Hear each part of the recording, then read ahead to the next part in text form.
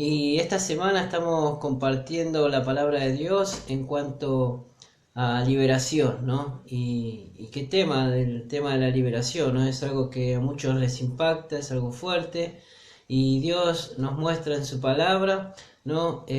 Cómo hace Jesús, ¿no? Y lo que a mí siempre me impacta, ¿no? Es el tema el título está en Marcos capítulo 5, del 1 al 20 es el versículo, ¿no? Pero voy a leer un solo versículo y el título dice el endemoniado Gadareno, ¿no?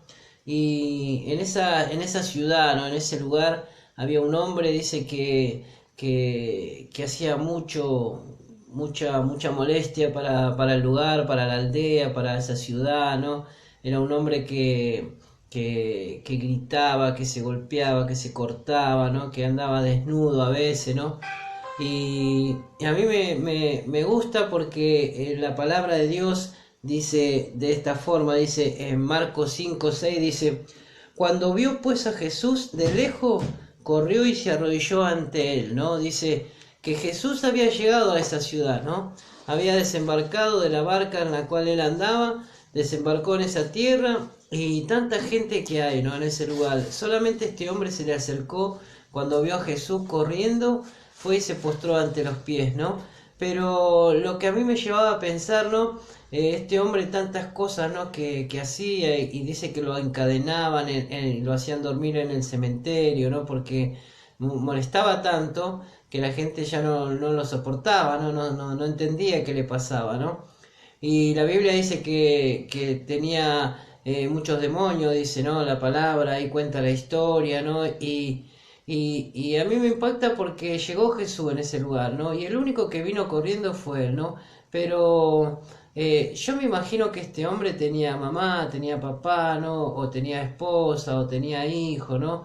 Y que alguien, ¿no? Aún la madre, si vivía o no vivía, ¿no? O antes de morir, seguramente clamó a Dios y dijo, Dios, ten misericordia de mi hijo que está así perdido, ¿no? Atormentado, ¿no? Quizás estaba en la droga, en el alcohol, ¿no? Quizás tuvo algún problema, ¿no? En su matrimonio y se quiso desahogar en el alcohol y así empezó a suceder todos los males que tenía este varón, ¿no? Todas las cosas malas que la sociedad veía en él, ¿no? De alguna forma él entró en esa situación, ¿no?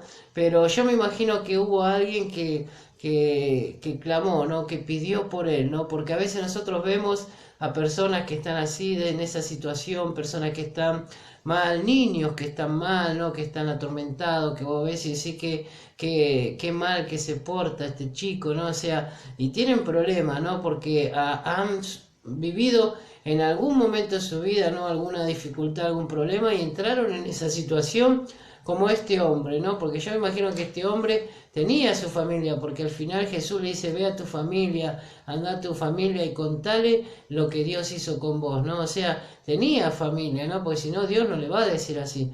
Y Dios sabía que él tenía su familia. Y entonces, yo lo que veo acá es como alguien clamó y oró por él, ¿no? Y cuando oramos, ¿no? Por alguien que está en esa situación tremendamente mal, ¿no? ¿Cómo viene Jesús, ¿no? ¿Cómo se acerca Jesús, ¿no?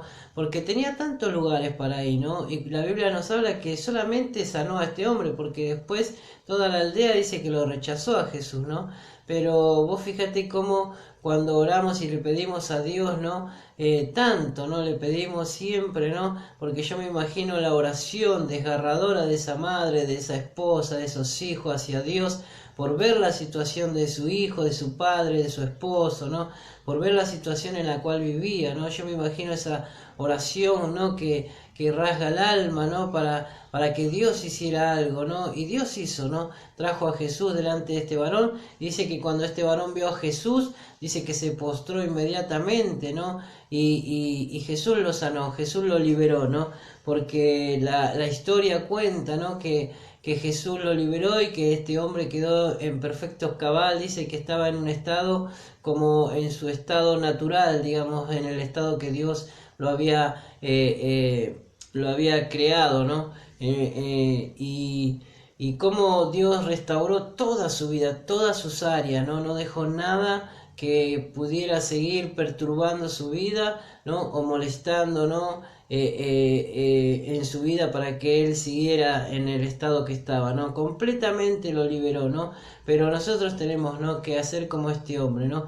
Encontrarnos con Jesús, y este es un tiempo donde nos podemos encontrar con Jesús a través de estos videos, ¿no? Y entender, ¿no?, que si hay problemas en nuestra casa tenemos que postrarnos ante Dios, ante Jesús, y rogarle, ¿no?, para que Dios haga algo. Y en algún momento va a venir Jesús, como vino delante de este varón, y nos va a liberar, ¿no?, de todos nuestros males. Pero no tenemos que dejar de orar, de pedirle a Dios, de rogarle a Dios, porque yo me imagino cómo habrán orado, cómo habrán pedido la familia de este varón para que Dios tuviera misericordia y viniera Jesús ante su presencia y él pudiera postrarse ante Jesús para ser sanado y liberado, ¿no? Por eso te animo esta semana a que clames a Dios, que pidas a Dios, que no dejes de pedir a Dios para que Dios los libere de todos los males, cualquiera sea, ¿no? Porque este varón tenía muchos. Dice que tenía una legión, ¿no?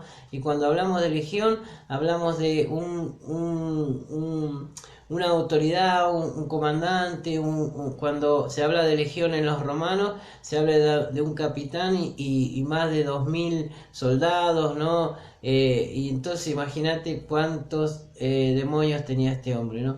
Entonces oramos a Dios para que Dios nos siga liberando y nos libere de todo mal, ¿no? Como dice el Padre Nuestro, líbranos del mal, dice, ¿no? Señor, te damos gracias en este día, gracias por tu palabra, gracias por habernos liberado, Señor, y gracias por liberar, Señor, en este día a todo aquel que reciba este video, Dios mío, Señor, a todo aquel que clame delante de tu presencia, Señor, por liberación. Dice, el que invocare el nombre de Jesús será salvo, dice tu palabra, y hoy invocamos tu nombre, Señor, y te damos gracias en el nombre de Jesús. Amén y amén. Que Dios te bendiga.